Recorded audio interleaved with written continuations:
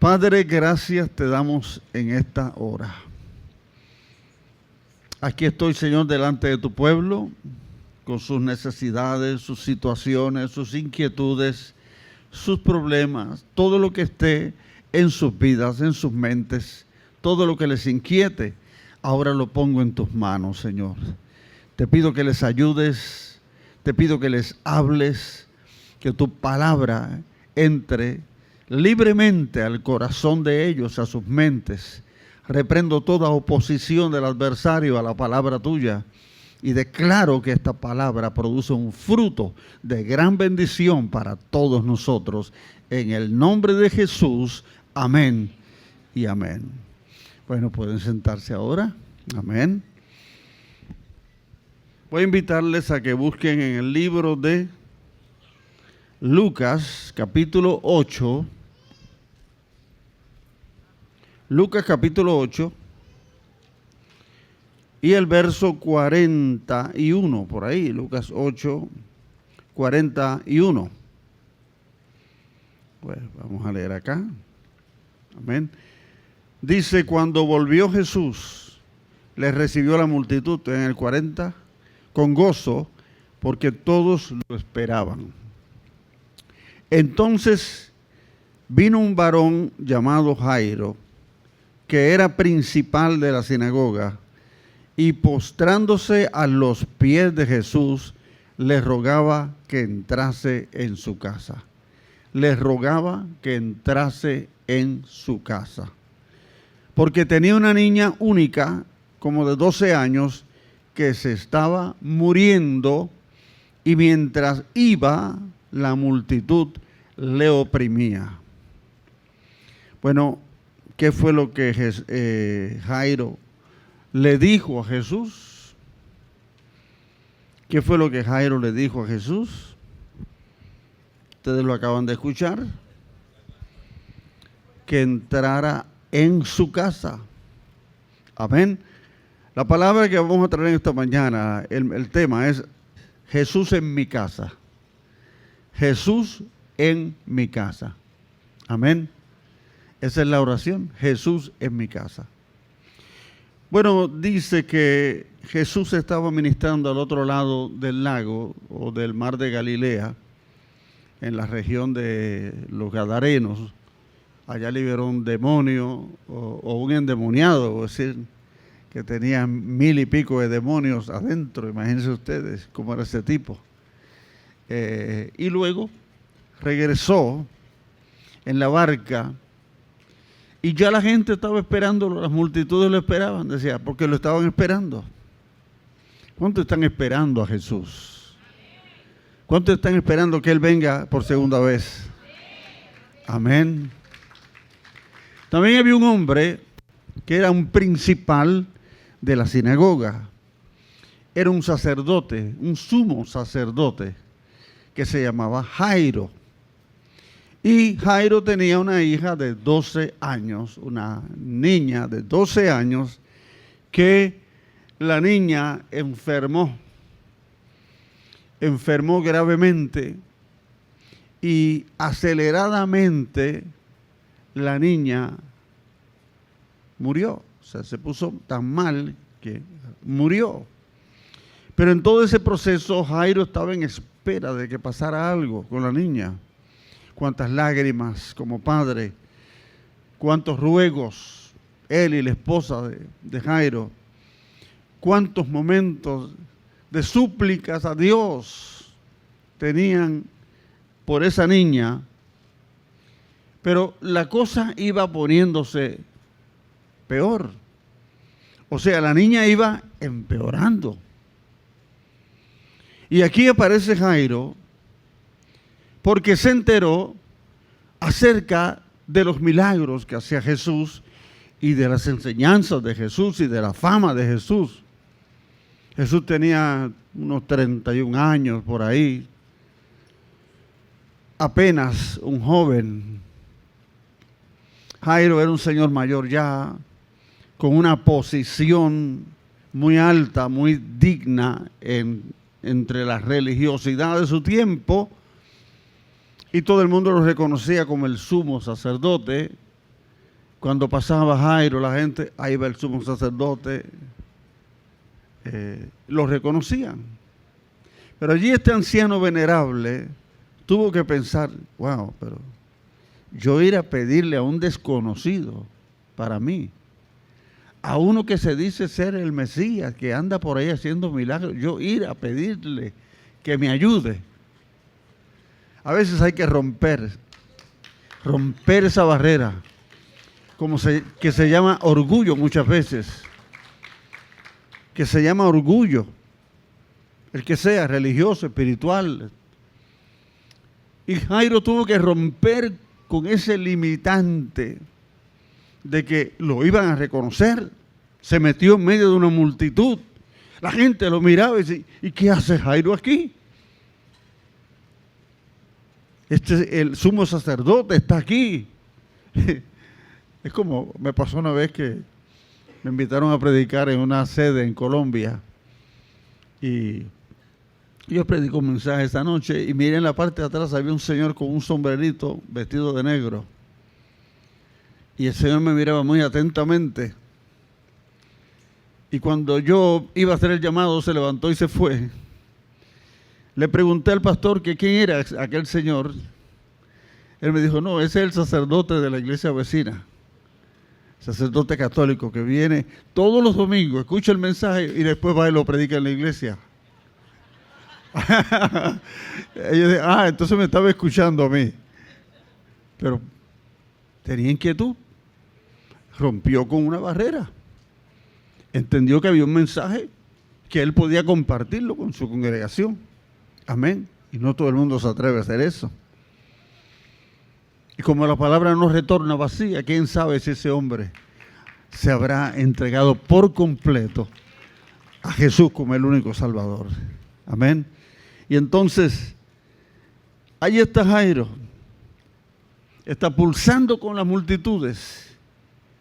La gente toda quiere acercarse a Jesús. La gente quiere tocarlo. La gente quiere un milagro. La gente quiere que Jesús les diga algo. Y Jairo tiene que meterse entre la multitud. Imagínenselo. Ahí a la orilla del mar. Y si se le encaja la chancla en la arena o en el lodo, tú sabes, quizás alguien le dio un codazo porque quería pasar primero. A nosotros nos pasó, estando al frente, cuando Benny Hinn hizo un llamado, la gente corrió y Glorimar salió corriendo también al llamado y alguien le hizo así con el codo y le echó por atrás. Y dije, ay, esas cosas pasan. Pero Dios nos bendijo y nos dio una palabra ese día. Entonces, este hombre principal de la sinagoga, un hombre mayor, venerable, digno, estaba abriéndose paso porque el corazón ya le iba a explotar de tanto dolor por su hija, la única hija. Y yo me pregunto, ¿qué no hace un padre o una madre por sus hijos cuando están en un estado así de postración, de gravedad, de enfermos? Quizás Jairo pensaba que él debía estar en lugar de esa niña y no esa niña de 12 años empezando a vivir. Amén. No es fácil cuando el médico da un diagnóstico. Un experto da un diagnóstico según la ciencia y el conocimiento. Y uno tiene que vivir con eso esperando que algo suceda, que un milagro suceda. Yo recuerdo cuando nació mi nena, Yari, hoy pastora, nació con una condición en su esternón, donde el esternón estaba hacia adentro, doblado aquí en la parte baja, hacia adentro, y tenía un hueco aquí. Eso le llaman pectus excavatum, allá los científicos que saben de eso. Bueno, la llevamos a un experto cirujano pediátrico y el hombre dijo, bueno, tiene una cavidad profunda, tiene pectus excavatum, me explicó qué era, cómo estaba el esternón. Y el médico dijo, yo sugiero que la operen. Que la operen. Porque cuando sea grande, ella se va a sentir con ese hueco ahí.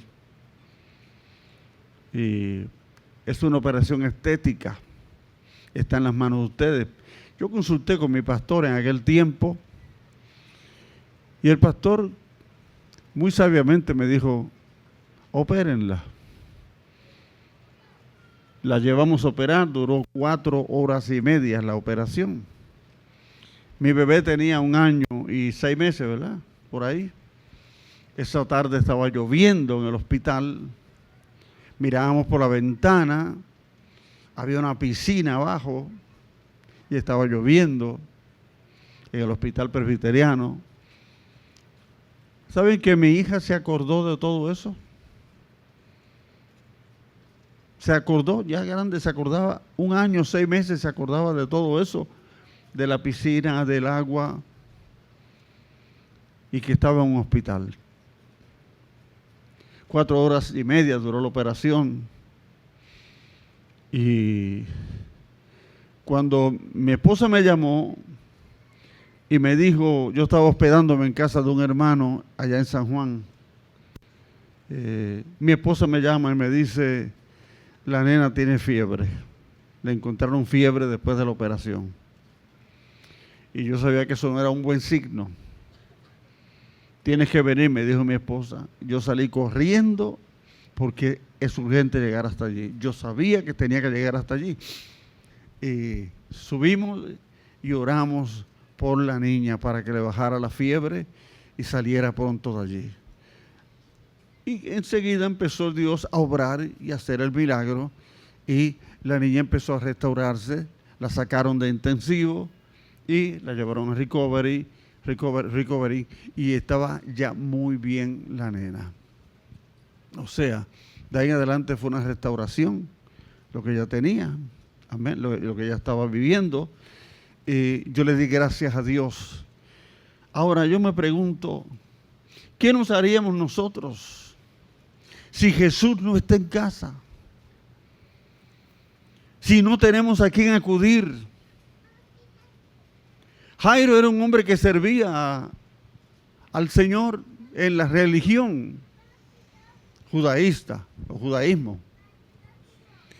Pero él como que no podía hacer nada, en sus manos no estaba cambiar la situación por la que estaba pasando su nena. Y cuando él pensaba que se iba a mejorar, la nena se agravaba, le aumentaba la fiebre, convulsionaba. Y todos estaban a la expectativa, con el temor de que alguna tragedia fuera a pasar. Entonces Jairo, que le habían hablado de Jesús, echó a un lado su posición, echó a un lado su carrera, echó a un lado sus conocimientos, echó a un lado lo que fuera, colgó todas esas cosas y dijo, yo tengo que ir a buscar a Jesús y rogarle que vaya a mi casa. Y salió. Caminó distancias. Él veía a las multitudes bajando. Y quizás alguien le dijera o lo saludara. Pero él no hacía caso de nada. Seguía. Porque tenía que encontrarse con Jesús. Y allá había más gente. Se abrió paso, empujó. Pero tenía que hablar con Jesús. ¿Qué esfuerzo tenemos que hacer? Amén. Es procurar dar esos pasos de fe, es procurar alcanzar ese milagro, es procurar que Jesús nos escuche. Tiene que haber un ruego, tiene que haber una oración, tiene que haber un moverse en fe, tiene que haber de parte nuestra una decisión. Amén. Entonces, Jesús, cuando vio ese rostro, sus ojos llorosos, sabía que tenía un gran dolor ese hombre. Sabía que estaba pasando por un gran sufrimiento. Sabía quién era también. Y Jairo dice ahí, y postrándose a los pies de Jesús, postrándose. Jairo sabía que uno no se postra delante de ningún hombre. Lo reconoció como Dios. Eso es lo que me extraña a mí. Lo que me llama la atención, que dice postrándose a los pies de Jesús. Los judíos tenían muy claro que uno no se postra delante de ningún hombre a menos que sea Dios. Si uno se arrodilla es delante de Dios. Y él se postró delante de Jesús y le rogaba. La versión de Marcos 5 dice que le rogaba mucho que entrase en su casa. Ven a mi casa, Jesús. Estamos viviendo en tiempos donde nuestros hijos están en mucho peligro. Estamos viviendo en tiempos donde se le ofrece todo a través de los medios, donde nada queda en oculto, donde los hijos saben más que tú y que yo, donde te cogen un equipo de esto y lo manejan al 100. Y yo apenas sé buscar algunas cosas aquí y trabajar con esto. Así que tengo que llamar a un nene de 5 años que me enseñe. Si tú no sabes, busca un nene de 5 años que te ayuda. Son expertos. Pero ahí todo lo que está ahí también lo ven. Saben cómo accesar a eso o acceder a eso. Saben cómo llegar. Entonces uno tiene que tener mucho cuidado en este tiempo, porque son tiempos peligrosos para nuestros hijos. Nuestros hijos sobre todo están en peligro. Ya nosotros pasamos muchas etapas, ya nosotros pasamos muchas barreras, muchas situaciones, pero nuestros hijos están expuestos en inocencia muchas veces, sin conocimiento de lo bueno y lo malo. Porque hoy en día no se pone una brecha, no se pone una frontera entre esto es lo bueno y esto es lo malo. No, tanto se practica lo malo como lo bueno. Entonces están en peligro. Y uno tiene que clamar a Dios. Y uno tiene que bajar la guardia personal. Y uno tiene que ponerse de rodillas y suplicarle al Señor Jesucristo: entra a mi casa. Por favor, Jesús, entra a mi casa. Ven que tengo un problema. Y le imploró que fuese a su casa, porque tenía una hija única de unos 12 años que estaba grave. Ante cuadros negativos que van empeorando, muchas veces hay padres que llegan a la iglesia y tienen el corazón en la mano, que padres en tu trabajo, padres en tu vecindario, padres cerca de ti que no encuentran qué hacer con sus hijos. Algunos perdieron el control de sus jóvenes. Algunos ya no saben qué hacer por la problemática actual. Entonces, ante cuadros tan negativos que van empeorando, como la hija de Jairo iba empeorando, empezamos a temer un desenlace fatal. Mire, no tiene que ser una enfermedad. No.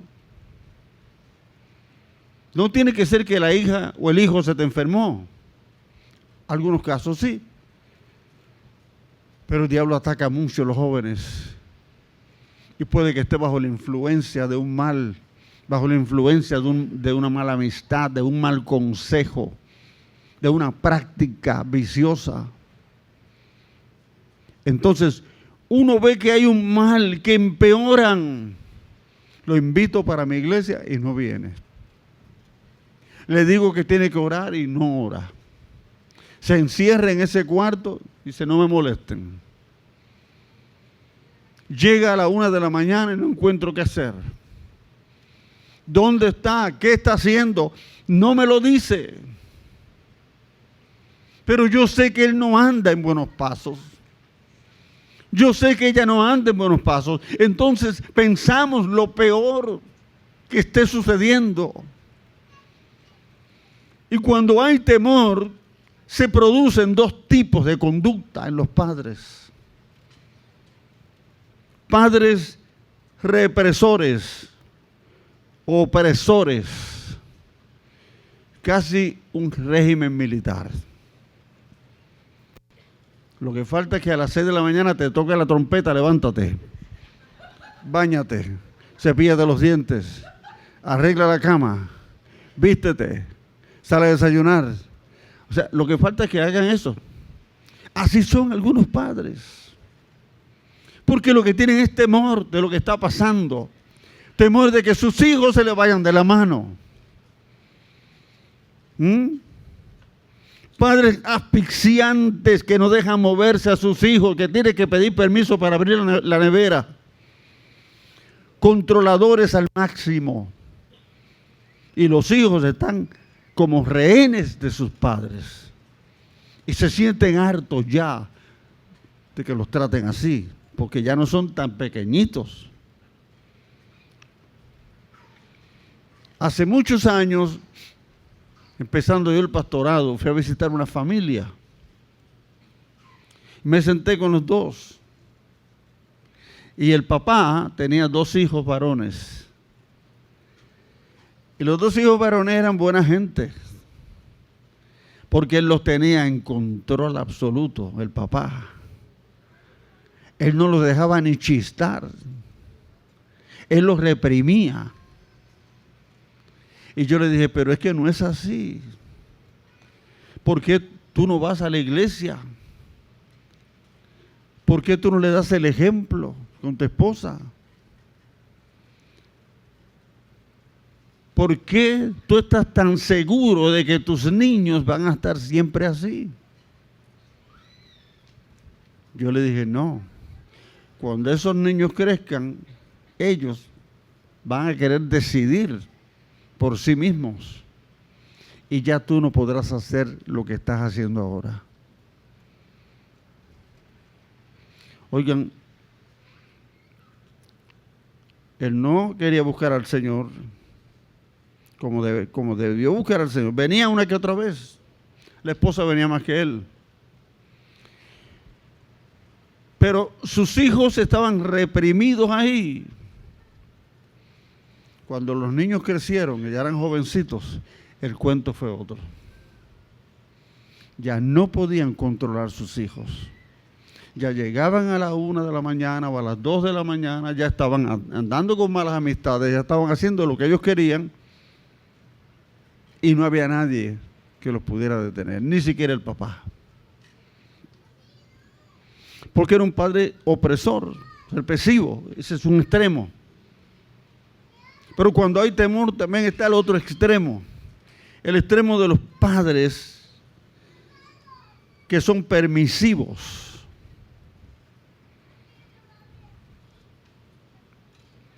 Los padres permisivos le dan permiso para todo, le dan licencia para todo. Ya todavía no tiene la edad y ya le están poniendo un carro en la mano. Guía, aprenda a guiar, saca la licencia pronto. Papi, ¿me prestas el carro para ir? Él sabe para dónde va. Él sabe con quién va. Él sabe lo que va a hacer con su noviecita. Apenas 16, 17 años. Llévatelo, hijo. Hay madres que le ponen en el bulto, en la mochila, profilácticos a las niñas, sus hijas, para que se cuiden, pues para que no queden embarazadas. O sea, ya le están dando un permiso, en otras palabras, cuando lo que se debe hacer es instruirlos, enseñarles, llevarlos a lo ético, a lo moral, a principios de la palabra, a que respeten su cuerpo, a que aprendan que eso no es del agrado de Dios y que ellos van a pagar las consecuencias finalmente. Que lo que se disfruta en el momento se va a llorar con lágrimas después. Es urgente que las parejas se pongan de acuerdo en esta decisión. Clamar para que sus hijos, Jesús tome el dominio, el control de ese hogar, de tus decisiones. Es urgente que te enseñe el Espíritu Santo cómo tratarlos, cómo decirles las cosas, cómo disciplinarlos. Un pastor decía que la parte más fea de los padres es cuando disciplinan. Los hijos lo ven como feo, porque me están disciplinando. Pues mira, un chancletazo a tiempo viene bien. Porque yo recuerdo cuando era muchachito, que mi mamá tenía como un muñeco en la cama. Y porque no me dio permiso para algo, yo me enojé, cogí el muñeco y lo tiré al piso. Mi mamá, como estaba así, se levantó de la cama, agarró la chancleta y me cayó arriba. No volví a tirar muñeco de nada. Yo dije, a veces, esa es la parte más fea de papá o de mamá, la chancleta de mamá o de abuela. Pero hay que respetar. Hay parámetros en un hogar. ¿Ah? La varita, mi papá la colgaba así en la ventana. La ponía así en la ventana, era una varita de guayabo con 3 patas. Y me decían, ¿ustedes la ven? Mírenla. Me decía mi papá, cuidado el que coge esa varita de ahí. Cuidado, porque yo sé que esa varita picaba. Esa varita picaba. ¿Verdad, mi hermana? Ella dice que sí. Porque mi papá cuando daba con gusto. Y la verdad es que uno, pues, tenía que aprender que había orden, que eso no me pertenecía, que tenía que conducirme bien, que yo no podía entrar al cuarto de mis padres, hacer lo que a mí me diera la gana, que yo no podía dejar todo tirado en el piso, que yo tenía que vivir una conducta correcta en mi hogar mientras estuviera allí. ¿Sí o no? ¿Y ustedes lo aprendieron también? ¿Cuántos de los muchachos hacen su cama? Doblan la colcha, doblan todas las cosas, ponen la almohada. ¿Cuántos lo hacen? No, de los jóvenes. Tú no, Silvia, ya tú pasaste.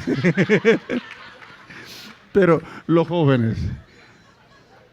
O dejan un reguero ahí, se van, cierran la puerta y sálvese el que pueda. Aquello es Génesis 1:1. La tierra estaba desordenada y vacía. Y así hacemos. Esas cosas se enseñan y se tienen que aprender. No, usted no sale del cuarto hasta que no recoja la frisa, hasta que no recoja la funda, hasta que ponga las almohadas como van, hasta que guardes todo esto, entonces sale del cuarto. Ah, que la limpie ella. Ah, que lo haga otro. La disciplina duele, pero es necesaria. Es necesaria, pero es cuando hay temor, cuando, ay, y si yo lo regaño fuerte y el nene se me pone bravo. Y si yo le digo algo y se pone a llorar. Y si yo amenazo a la nena con castigarla y dice, llamo a familia o a servicios sociales. Ah, porque ahora lo hacen. Hasta amenazan. Porque son controladores, manipuladores muchas veces. Y uno tiene que esperar que, Dios mío, ¿cómo le hago? ¿Cómo le hago? A veces vienen donde los líderes descargan esa responsabilidad de la disciplina, de enseñarles en los líderes de la iglesia. Ahí en la escuelita de Mayra, ahí que los disciplinen, que les enseñen. Si no se lo enseñan en la casa, acá no lo van a hacer. Amén. Porque nuestra función es enseñarle lo que los padres y madres deben hacer con sus hijos y tienen que hacer con sus hijos pequeños. Hay responsabilidades que no podemos evadir como padres. ¿Sí o no? Pastor, yo quiero que usted venga y ore por mi nene. ¿Qué le pasa a tu nene? Que es un malcriado, que tira las cosas, que no responde, que no hace las asignaciones, que le dan perreta, que tira la puerta, que patea al gato. Y yo puedo decir, bueno, sí, vamos a orar por el niño, para quitármela de encima, pero tú sabes, aprendí un principio de un pastor, me gustó mucho como lo dijo. Y él dijo, nunca será tan efectiva y poderosa una oración como la oración y la cobertura de los padres por los hijos. No la de un pastor, la de los padres por los hijos. Yo oro por sus hijos, yo oro por sus familias. Sí, claro, si me los trae, oro por ellos. Pero nunca será tan poderosa una oración y una cobertura como cuando un padre los bendice, les pone las manos, les habla del Señor, les da instrucciones, les enseña principios, los encamina correctamente, porque nuestro gran desafío en este tiempo es levantar una generación para Dios. Miren, déjeme decirle que es un súper desafío en este tiempo, como están viviendo las cosas, como se están presentando las cosas, que tú le das unas instrucciones en tu casa y allá en la escuela aprenden otra cosa. El debate en estos días era si se les permite celulares a los niños en el salón de clases. Entonces, miren, la mayoría dice sí que los tengan porque se está aprendiendo tecnología y vamos a ir vamos avanzando en la educación. No vamos avanzando, vamos mal. Por eso tenemos un colegio acá atrás, una academia, le estamos enseñando principios. Desde temprano, lo primero que hacen los maestros con los niños es orar, leer un pasaje de la Biblia, un devocional cortito, antes de empezar a hablar de matemática o de español. Amén. Le estamos enseñando esos principios. Y estamos contentos con los resultados que vemos en la academia. Así que, miren, padres liberales o permisivos es el polo opuesto a aquel que es un sargento del ejército en la casa. Amén. Padres que bajan las resistencias, padres que son consentidores, que dejan que los niños hagan y deshagan. No podemos permitir eso. Hay que canalizar esas fuerzas. Hay que canalizar esos impulsos. Hay que enseñarle qué es lo correcto. Miren, yo como pastor he sentido muchas veces que hay que sentar a un niño y hablarles. Mi amor, así no se corre en el templo. Aquí no se corre así. Los otros días, Alec entró en mi oficina con un montón de globos así. Y yo le dije, qué lindo esos globos, Alec. Aquí en la oficina juega todo lo que tú quieras con los globos, pero en la iglesia no vas a correr así, con ellos, porque distrae a la gente. Me miró que me descuidé, abrió la puerta y salió corriendo con los globos. Tú ves los globos flotando en el aire y él corriendo. Vio que yo abrí la puerta y le dije, Alec, se escondió allá detrás. Allá estaba con su mamá. Me metí y yo le dije, Alec, tú me estás desobedeciendo. Y los regañé con amor para que no vuelva a hacer eso, porque si yo lo dejo correr con los globos, imagínate tú, los padres dicen, pues al nieto se lo permitieron, que corra tú por la iglesia, haz lo que te parezca, nene, por ahí. No es así. No es así. Nosotros marcamos el ejemplo. ¿Cuántos dicen amén? Nosotros los padres tenemos que marcar un ejemplo con los hijos. No se los entregues a otros lo que es tu disciplina, lo que es tu corrección. Eres tú, Dios te los entregó a ti. Y algún día te va a pedir cuentas y te va a decir, ¿qué hiciste con tus hijos? Están en peligro. Las cosas aumentan. Las cosas están difíciles. Entonces, ¿cómo uno tiene que ayudarles? Señor, ayúdame. Espíritu Santo, dirígeme. Enséñame. ¿Qué debo decirles? ¿Cómo debo hacerlos? Yo tengo que formarles el carácter. Yo tengo que formar un hombrecito de bien, una muchachita de bien de ahí.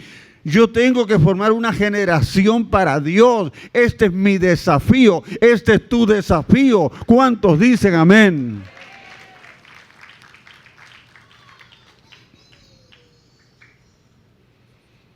Ahora, tú eres el modelo a seguir.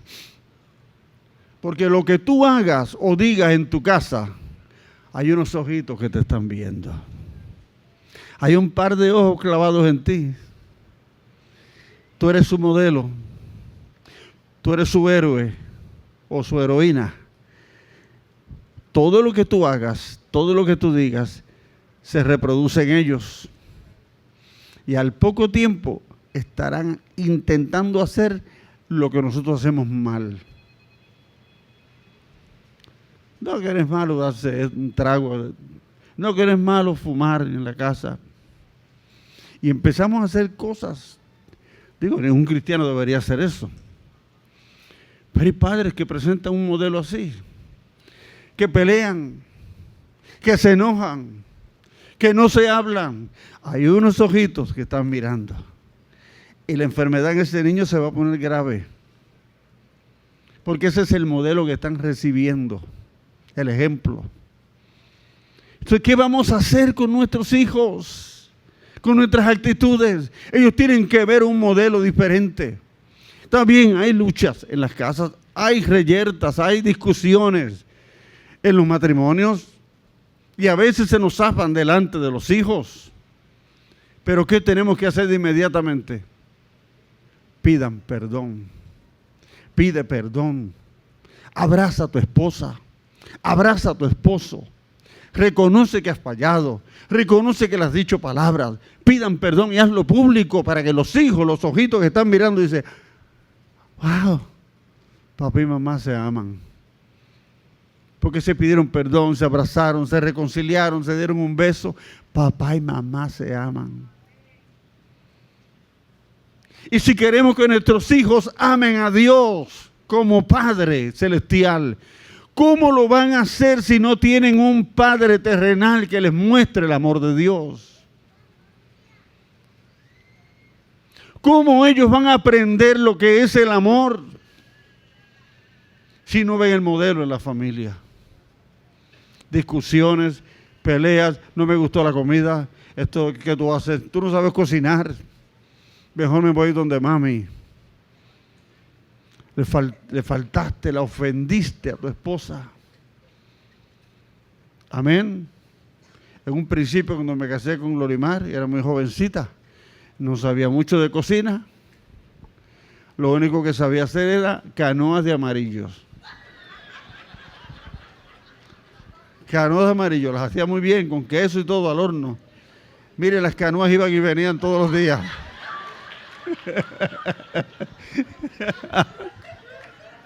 Gracias a Dios. Pero nunca yo le dije nada, nunca, no, tan buenas, buenísimas. ¿Verdad, mi amor? Yo nunca te peleé, nunca te dije, nena, menos chuletas, por amor de Dios. ¿Verdad que no? Bueno. Pero ella poco a poco empezó a... Y a mí pues me gusta la cocina también y disfruto la cocina y empecé a hacer con ella cositas. Ella hacía unos platos y yo hacía otros platos y la cosa ha cambiado muchísimo. Amén. De tal manera que Alec hace poco me dijo, Víctor, quiero ayudarte en la cocina, quiero hacer como tú haces. Yo dije, claro, vente para acá, y puse los cuchillos, puse las cosas, y él rápido agarró el cuchillo y dije, no, eso no, cuchillo no, todavía no estás listo. Pero estuvo todo el tiempo conmigo aprendiendo cómo se corta, cómo se hace, lavar todo. Bueno, estaba ahí los ojitos de él pendiente a todo eso. Quién sabe, a lo mejor nos sorprenda con tenemos un chef en la familia. Amén. Bueno, ahora bien, volviendo al pasaje que estamos leyendo. Hay dos voces.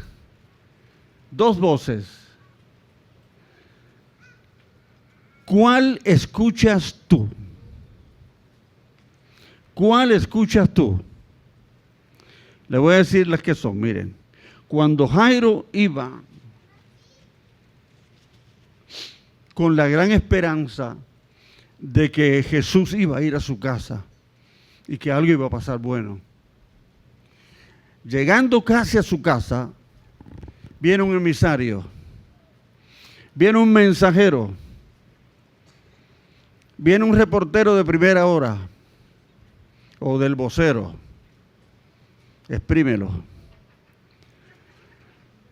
Y le dijo, ya no molestes más al maestro. La nena se murió. ¡Ah! ¡Qué golpe tan brutal! ¡Qué reporte tan brutal para Jairo! ¿Cómo ustedes piensan que reaccionaría este hombre, este padre, que viene este hombre de repente y sin adornos y sin cuidado y sin diplomacia, le suelta así, ya no molestes más a Jesús, tu hija se murió?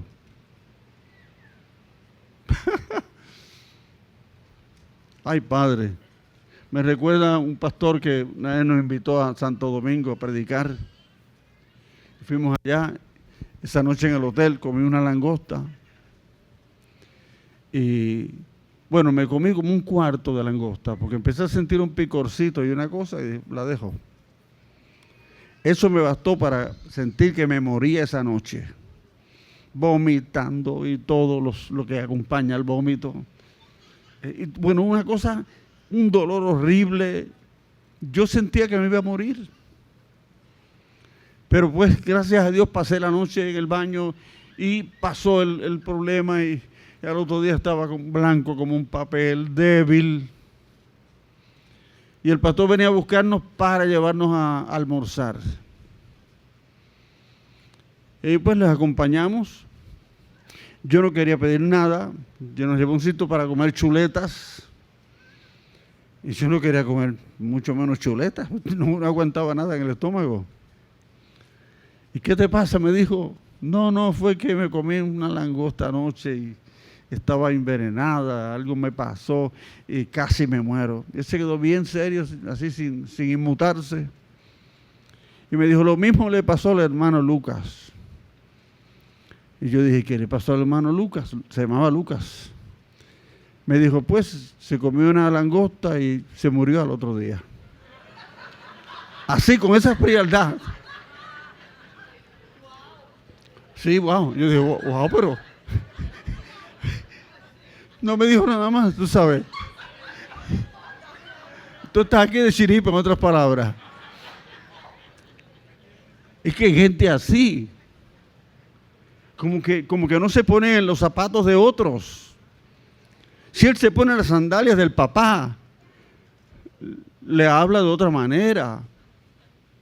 Pero a veces las noticias vienen contra la cara nuestra. Vienen y nos golpean duro. Y no tenemos cómo rebotar el golpe, sacarnos el golpe. Estamos frustrados, no sabemos qué hacer ante las malas noticias, ante lo que ha sucedido, ante ese suceso fatal. No sabemos qué hacer. Y ahí se nos cae todo. Y antes de que la fe se le cayera a Jairo, Jesús intervino. Escuchó una voz negativa. la del mensajero. Nosotros decidimos si le vamos a hacer caso a las voces negativas. Porque hay personas que tú vas y estás conversando con él o con ella en algún sitio esperando algo, que es una oficina de gobierno, esperando algo. Y le cuentas un problema. No, muchacha, eso se te va a grabar. Yo sé cómo pasa eso. Muchacha, ahora viene este problema y este. Tú verás. Tú estás oyendo voces negativas. No, que si yo tengo un dolorcito aquí, estás en el hospital, en la sala de espera. Un dolorcito que me entra. Muchachos de los riñones, eso es lo peor. Te van a tener que operar el riñón. Empiezan a darle a uno las peores noticias y las peores recomendaciones. Miren, Jairo recibió un impacto brutal de una mala voz, una mala noticia. Entonces, ya ahí, ¿cómo se sentiría este hombre después de todo lo que ha pasado? Para encontrarse con Jesús, ahora lo lleva, está cercano a su casa. Y viene la noticia y rebota contra la cara de Jairo. Esa es una voz. No molestes, la niña ya murió. Una voz que nos deja con las manos atadas. Una voz que uno no sabe qué hacer. ¿Cómo? ¿Pero cómo va a ser? Pero yo no esperaba eso. Pero Dios mío, ¿por qué te la llevaste? Y empezamos a sufrir el momento. Ahora Jesús se dio cuenta rápido de lo que significan las voces negativas. Aunque el diablo está vencido, todavía sigue hablando a tu oído. Y todavía te habla y te insinúa y te dice cosas. Y te da malas noticias. Y te dice, no te va a ir bien. No te van a aceptar en ese trabajo. Esto no te va a salir bien. Mejor renuncia a este negocio. Mejor deja eso. Dios no te está respaldando en esto. Suelta lo que estás haciendo. Entonces esas voces negativas están ahí en la mente. Tú tienes que decir no. No acepto voces negativas. No acepto ninguna cosa que el diablo me sugiera. No acepto insinuaciones demoníacas. Fuera de mi mente. Fuera de mi vida. Jesús intervino de inmediato. ¿Y qué hizo? No temas, cree solamente, porque el temor nos asalta. Ahora sí es verdad. No, ahora sí mi hijo se fue a la calle. No, ahora sí es verdad que no quiere volver a mi casa. Me acaba de llamar y me dice que no lo espere esta noche ni no va a volver en semanas. Ahora sí es verdad, qué mal hice yo. El miedo, el temor te ataca. No encuentras qué hacer. No encuentras qué hacer, empiezas a culparte, el diablo dice por culpa tuya, porque tú le prohibiste esto, porque no le compraste los tenis de $200. ¿Por qué él quería los tenis de $200? Porque los riquitos del colegio tienen tenis de $200 y lo están burlando, le están haciendo bullying, porque él lleva unos tenis de Marshall de 40 pesos. ¿Pasa? ¿Sí o no? Y viene y le exige a los padres, papá, cómprame unos tenis de $200. De eso que yo brinco y vuelo en el aire y donqueo la bola. Ese es el anuncio, en la realidad no puedo hacerlo. Entonces, a veces uno le dice, no tengo chavos ahora. Y ellos como que se hartan de escuchar la palabra, no tengo. No tengo, tú nunca puedes, tú nunca tienes. Yo le digo, sí, pero tú no necesitas 200. Yo cambiaría esa palabra. En vez de no tengo, diría, tú no necesitas unos tenis 200. Te están presionando. Que los nenes tienen otros tenis más caros que tú. Mira, es lo mismo todo. Brinca para que tú veas. Trato de convencerlo de que cambie de idea. Papi, pero son 200 pesos nada más. Para ellos no es nada, no saben el valor del dinero, no saben que hay que sudar la patria, ¿no? Piensen que 200 pesos no patea una piedra, ya aparecieron. Dice, no, pero es que ahora no es el tiempo de comprarte unos tenis de $200. Tal vez más tarde te los pueda comprar, pero no ahora. Y uno como que va llevándolo, ¿ves?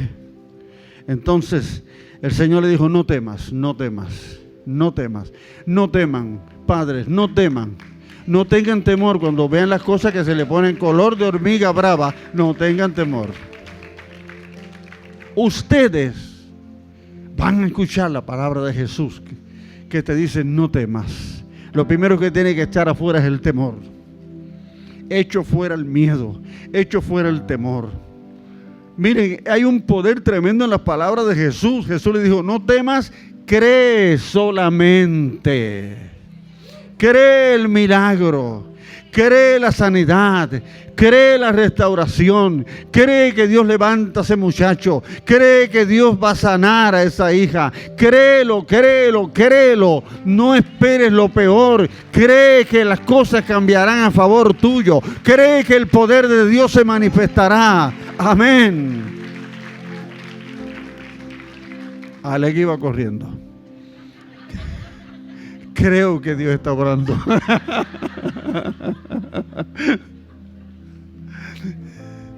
¿Cuánto lo amo? Te amo, Leque. Amén. Bueno, ahora bien, Jesús no hizo caso de las palabras de ese emisario. Jesús no le dio lugar a esa mala noticia. Jesús nunca le dará espacio para que el enemigo se aproveche y te traiga temor. No, no le demos espacio a nosotros. Jesús dijo, no temas, no temas. Las palabras de Jesús son poderosas. Ese no temas fue como un impacto mayor en el alma, en el espíritu del papá. Me dice que no temo, no tengo temor. Algo bueno va a pasar, se cree solamente. Amén, algo bueno va a pasar. Dígale a una persona o dos personas que están a tu lado, mira, algo bueno va a pasar, no temas. Algo muy bueno va a pasar en tu casa, con tus hijos, con tus finanzas. Una buena noticia económica llega para ti. Dígaselo.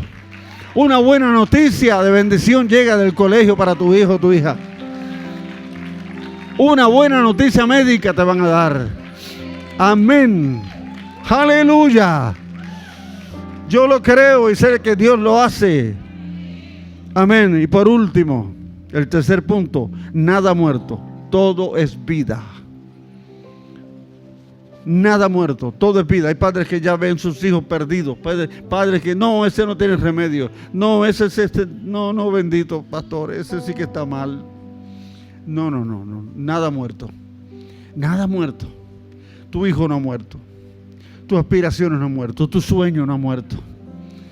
Tus deseos de lograr un sueño no han muerto. Lo mejor para tu vida no ha muerto. Jesús está a tu lado. ¿Cuántos dicen amén? Jesús va contigo. No temas, cree solamente. Cuando Jesús llegó al lugar, ¿saben qué había? Un cuadro mortuorio. Un velorio. Porque era lejos del lugar. Había músicos cantando canciones tristes, cantores llorando y cantando endechas tristes por la nena, lloronas en una esquina a grito pelado, porque contrataban mujeres para que lloraran, murmuradores, burladores, de todo había allí, los que se aprovechan del café y las galletas, aunque no sepan quién fue el que murió. Yo conocí a uno en mi barrio que no se perdió un velorio. Siempre estaba allí. Lo que era el vino, el pavo, él era el primero que sabía. El vino, el pavo. ¿Qué clase de vino? O anís paloma, eso era lo que había. Anís paloma y vino el pavo y con caña. Y allí estaba siempre el hombre, allí siempre estaba allí. Pasaban las galletas, él era el primero. Pasaban el queso, él era el primero. El chocolate era el primero. No se perdía un velorio. Dice, ay, Dios mío. Así hay algunos. Ahora dice, y al entrar Jesús a la casa con Jairo, les dijo, ¿por qué hacen alboroto y lloran? ¿Por qué hacen alboroto y lloran? A veces estamos llorando y haciendo un alboroto. Señor, ¿qué pasó? Señor, me fallaste. Señor, lo llevé a la iglesia. Señor, el pastor oró por mí. Señor, no ha pasado nada. Mira, Señor, la situación. Tú no me respondes. Eso es alboroto. Eso es alboroto, eso no es fe. Dice que Jesús dijo, la niña no ha muerto, sino que duerme. Miren, decir eso en un funeral es jugarse a la fría. Que yo vaya a un funeral y diga, ¿por qué están llorando aquí? ¿Por qué está con este alboroto y esta música, esta cosa aquí? Él no ha muerto, está vivo. Pero allí se quedó tiesecito. Allí no se movió una pestaña. Allí sigue muerto. Jairo lo estaba viendo, la niña muerta. Jesús no lo llamó muerte. Jesús le dijo, la niña está durmiendo. No se ha muerto, está durmiendo. ¿Qué hizo Jesús? Mandó a sacar a todos los cantores, a todas las lloronas, a toda la gente, inclusive la esposa de Jairo, fuera también. Sacó a Jairo, bueno, Jairo estaba. Sacó hasta sus mismos discípulos y se quedó con 3. Y entró al cuartito de la nena. Jesús le tomó la mano a la niña muerta y pronunció unas palabras cortas. Talita cumi. En otras palabras dijo, niña, levántate. Niña, levántate. Eso es lo que va a hacer Jesús con la situación que te está agobiando. Cuando tú veas a tu esposo casi al borde, talita cumi, levántate. Problema económico, levántate.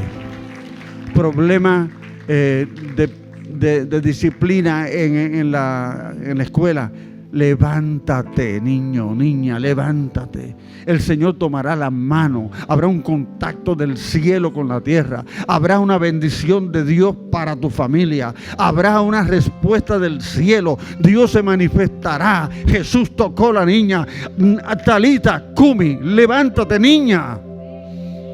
Dice que al instante,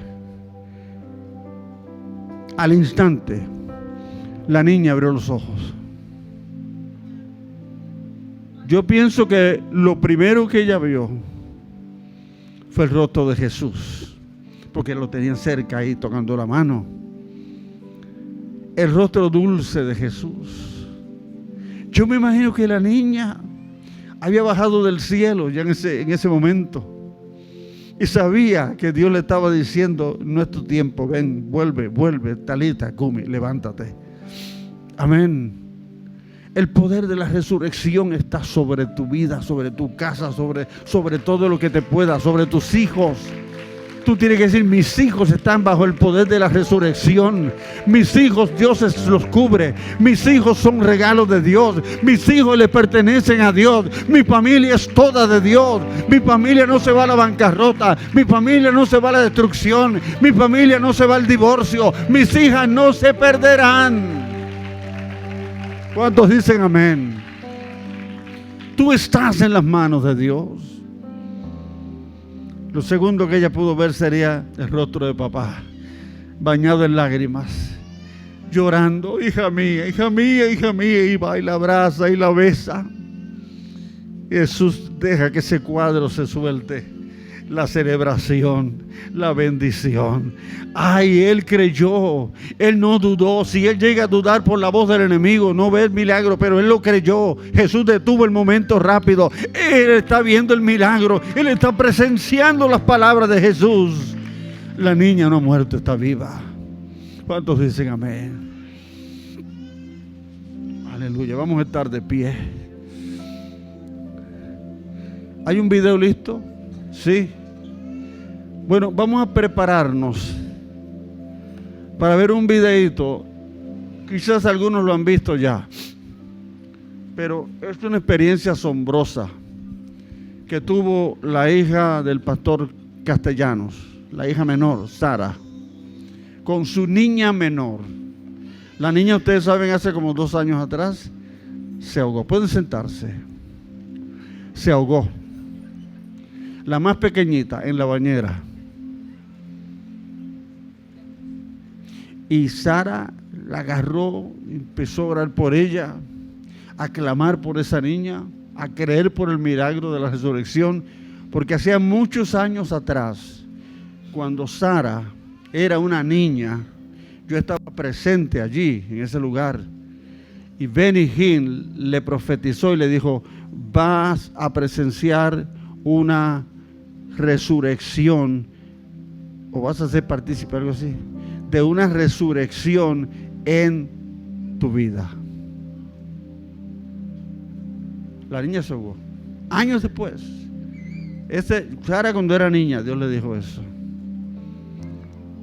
Y ahora pues la niña más pequeña se le ahogó hace 2 años en la bañera. Vamos a ver qué pasó.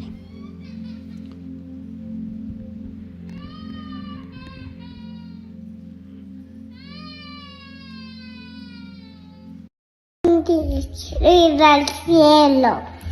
¿Pero tú ya fuiste al cielo alguna vez? Sí. ¿Sí? ¿Cuándo? ¿Cuándo fuiste? Cuando me ahogué. ¿Tú te ahogaste? ¿Y qué pasó cuando te ahogaste? No podía respirar. ¿Y cuando no podías respirar, a dónde te fuiste? Al cielo. ¿Y cómo es el cielo? Muy grande. ¿Y es lindo? Sí. ¿Y viste a alguien en el cielo? Sí. ¿A quién? Dios. ¿Viste a Dios? ¿Y cómo es Dios? Grande. Muy grande. Sí. ¿Y te querías quedar en el cielo? Sí. ¿Pero qué pasó después? Me volví a la tierra y volví a donde mis papás. ¿Y estabas feliz de volver con tus papás? Sí. Y denle un aplauso al Señor por esa experiencia. Yo digo, ¿cómo es posible que una niña se acuerde de esa experiencia? Tan pequeñita. Meses. Y ella se acuerda de esa experiencia. Dice que fue al cielo cuando se ahogó. Y que vio al Señor. Dios es grande. ¿Ah?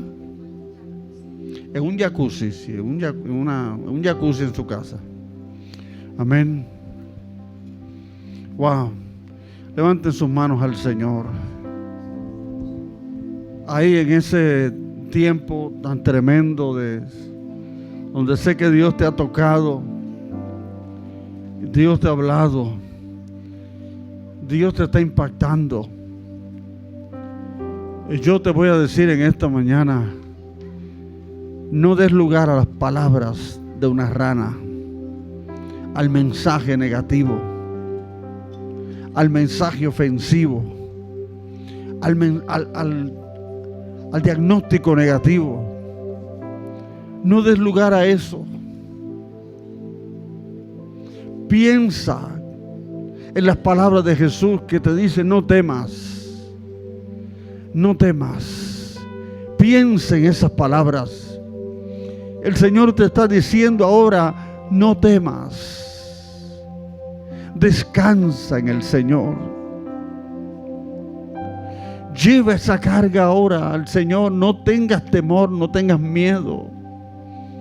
Por tu hijo, por tu hija, por tu esposo, por tu esposa, por la salud de tu papá, la salud de tu mamá.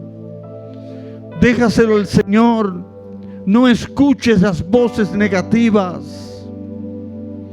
Empieza a escuchar la voz suave y delicada, amorosa y tierna del Señor, que te está diciendo: no temas. Cree solamente.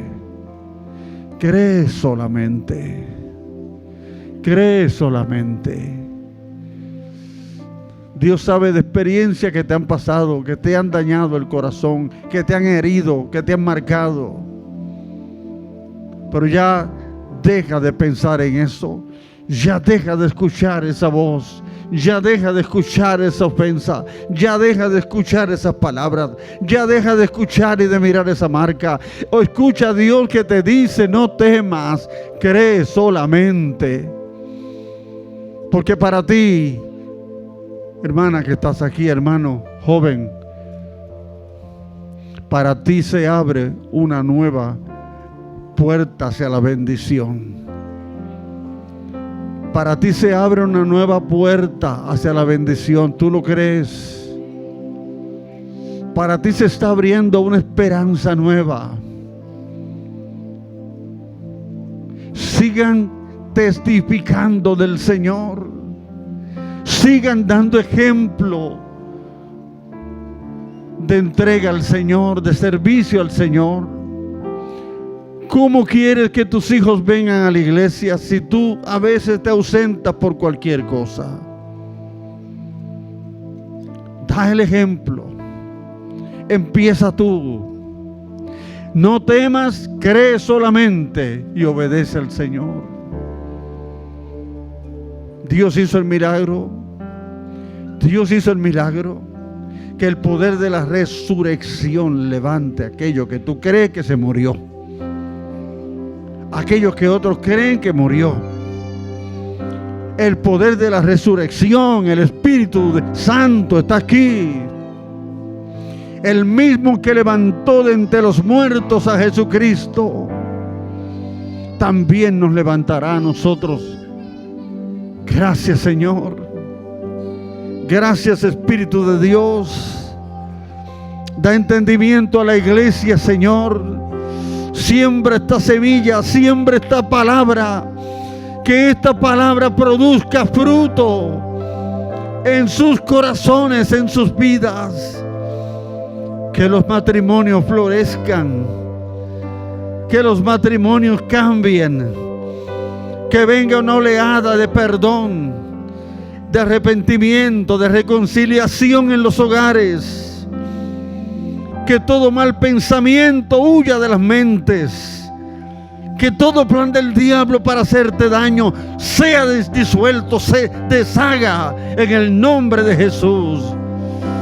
Que toda arma forjada contra ti por el diablo y por las huestes espirituales de maldad sean destruidas ahora mismo. Desato el poder de la resurrección, el poder de la vida, el poder de las palabras de Jesús. No ha muerto nada, todo está vivo. Tu sueño está vivo, tu meta está viva. Créelo, créelo, créelo. Dios lo hará contigo. Lo que está escrito ahí es para ahora y es para mí.